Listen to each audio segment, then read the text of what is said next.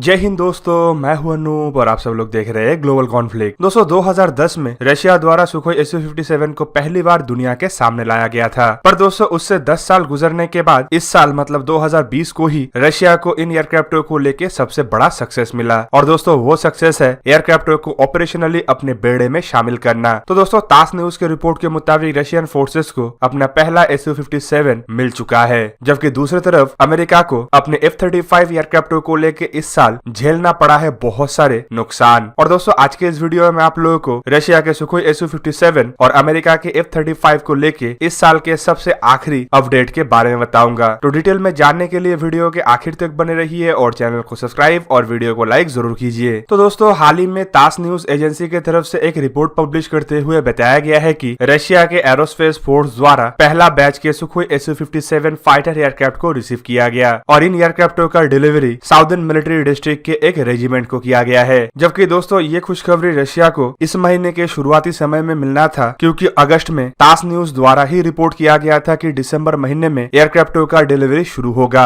Even दोस्तों Russia के defence industry Rostec के तरफ से भी अनाउंस किया गया था कि दिसंबर महीने में ही रशिया को पहला सीरीज के इंजन के साथ सुखोई Su-57 का डिलीवरी होगा। जबकि सीरीज 2 इंजन रशियन इन एयरक्राफ्टों में 2022 में इंस्टॉल किया जाएगा और यह नया आधुनिक इंजन के साथ 2022 में ही एयरक्राफ्टों का डिलीवरी किया जाएगा। इवन दोस्तों एक बोर्ड मीटिंग के दरमियान रशिया के डिफेंस मिनिस्ट्री की तरफ से भी बयान देते हुए बताया गया था कि जहां पे इस साल में इन एयरक्राफ्टों का डिलीवरी शुरू हुआ है, वहीं पे नेक्स्ट ईयर मतलब 2021 के अंत तक रशियन फोर्सेस को और 4 सुखोई Su-57 का डिलीवरी हो जाएगा। जबकि 2024 तक ऐसा टोटल 24 एयरक्राफ्टों का डिलीवरी करने का इरादा रशियन इंडस्ट्री की तरफ से रखा गया है। जबकि जो 76 एयरक्राफ्टों का ऑर्डर दिया गया है उस ऑर्डर को 2028 तक पूरा करना है। फिलहाल इन एयरक्राफ्टों के प्रोडक्शन और डिलीवरी को इतना स्लो इसलिए रखा गया है ताकि नया और आधुनिक इंजनों के साथ इन एयरक्राफ्टों को रशियन एरोस्पेस फोर्सेस में शामिल किया जा पाए। दोस्तों आपके जानकारी के लिए बता दूं कि अभी फिलहाल रशियन एरोस्पेस फोर्सेस का फ्रंटलाइन फाइटर एयरक्राफ्ट के हिसाब से Sukhoi Su-27, Sukhoi Su-30, Su-35 और 34 का इस्तेमाल किया जा रहा है। जबकि 2002 में सुखोई कॉर्पोरेशन को मिग कॉर्पोरेशन के ऊपर तरजीह देते हुए 5th जनरेशन फाइटर एयरक्राफ्ट को डेवलप करने के लिए सिलेक्ट किया गया था। दोस्तों आपके जानकारी के लिए बता दूं कि इन एयरक्राफ्टों के डेवलपमेंट प्रोसेस में 2007 में भारत को भी FGFA प्रोजेक्ट के तहत जोड़ा गया था। 2010 में भारत और रशिया के बीच में प्राइमरी डिजाइन को लेकर एक समझौते के ऊपर भी हस्ताक्षर हुआ था, जिसके तहत FGFA कॉन्सेप्ट को दोनों देशों के द्वारा ज्वाइंटली आगे बढ़ाया जाएगा और इसके लिए दोनों देशों के तरफ से $6 बिलियन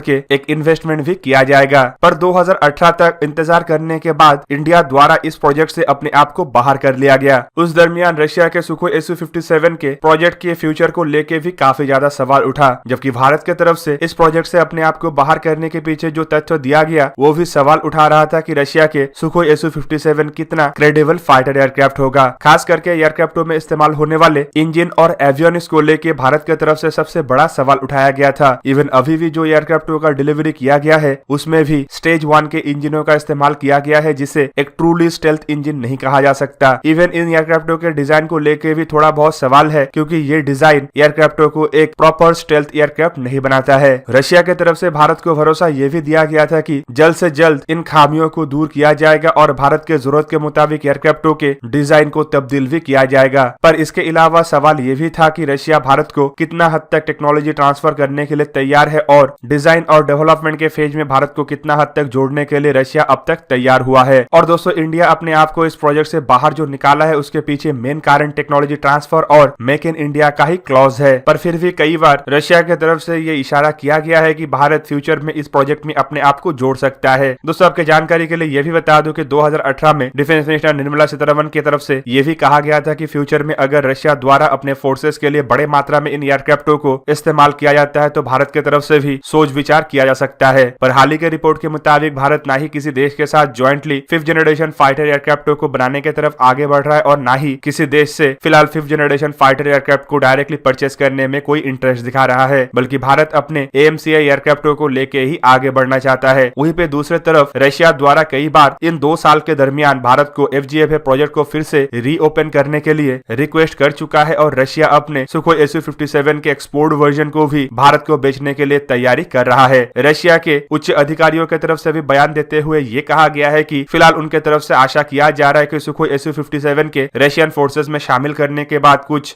एक्सपोर्ट मॉडल इंडिया को भी एक्सपोर्ट किया जाए और इसके इस्तेमाल के बाद संभावित इंडिया फिर से FGFA प्रोजेक्ट को शुरू करने के लिए तैयार हो जाएगा। दोस्तों अब चलिए जानते हैं इस साल का F-35 को लेकर आखिरी अपडेट के बारे में। तो दोस्तों 2 दिन पहले लॉकहीड मार्टिन की तरफ से अनाउंसमेंट किया गया कि लॉकहीड मार्टिन द्वारा इस साल का आखिरी और 123वां F-35 एयरक्राफ्ट का डिलीवरी किया गया है। और दोस्तों ये जो 123वां F-35 एयरक्राफ्ट है ये असल में F-35A वेरिएंट मतलब कन्वेंशनल टेक ऑफ और लैंडिंग वेरिएंट है, जिसे इटालियन एयरफोर्स के लिए इटली में स्थित कैमरी फैसिलिटी में असेंबल किया गया है और चेक भी किया गया है। दोस्तों लॉकहीड मार्टिन की तरफ से ये भी जानकारी दिया गया है कि 2020 में ये जो 123 एयरक्राफ्ट बनाया गया है इनमें से 74 एयरक्राफ्ट मतलब 74 एयरक्राफ्ट अमेरिकी फोर्सेस को डिलीवर किया गया है, जबकि 31 एयरक्राफ्ट मतलब 31 एयरक्राफ्ट इंटरनेशनल पार्टनर्स को डिलीवर किया गया है और बाकी के बचे 18 एयरक्राफ्ट फॉरेन मिलिट्री सेल के तहत कस्टमर को डिलीवर किया गया है। दोस्तों इवन आपके जानकारी के लिए बता दूं कि इस साल के महामारी के कारण मई महीने में ही लॉकहीड मार्टिन की तरफ से अनाउंस किया गया था कि कॉस्ट प्रोडक्शन को बढ़ने से रोकने के लिए और एयरक्राफ्टों के डिलीवरी में बड़े बाधाओं को दूर करने के लिए इस साल के लक्ष्य जो 141 एयरक्राफ्टों का डिलीवरी था उसे घटा के 117 से 123 एयरक्राफ्टों के डिलीवरी तक किया गया है, ताकि मैन्युफैक्चरिंग के ऊपर बड़ा असर ना पड़े और एयरक्राफ्टों के कॉस्ट ज्यादा ना बढ़े। दोस्तों आपके जानकारी के लिए बता दूं कि टोटल 600 से भी अधिक F-35 एयरक्राफ्ट 26 बेसेस और जहाजों के ऊपर पूरा दुनिया में ऑपरेट होता है। करीबन 1200 पायलट और 10,000 मेंटेनेंस क्रू F-35 एयरक्राफ्टों को इस्तेमाल कर रहे हैं और इन इस्तेमाल की वजह से अब तक F-35 करीबन 3.5 लाख फ्लाइट आवर फ्लाई कर चुका है। 9 देश है जो अपने होम बेसिस से F-35 एयरक्राफ्टों को ऑपरेट करता है, जबकि पूरा दुनिया में 9 ऐसे सर्विसेज है जहां पे F-35 एयरक्राफ्टों के इनिशियल ऑपरेशनल कैपेसिटी डिक्लेयर किया जा सकता है, जबकि इन 9 सर्विसेज के अलावा 6 ऐसे सर्विसेज भी है जहां पे एयरक्राफ्टों के कॉम्बैट ऑपरेशन के लिए अप्रूवल प्रोवाइड किया जाता है और ये कुल मिला के पूरा दुनिया में F-35 ऑपरेट होने का एक बहुत बड़ा सप्लाई चेन है।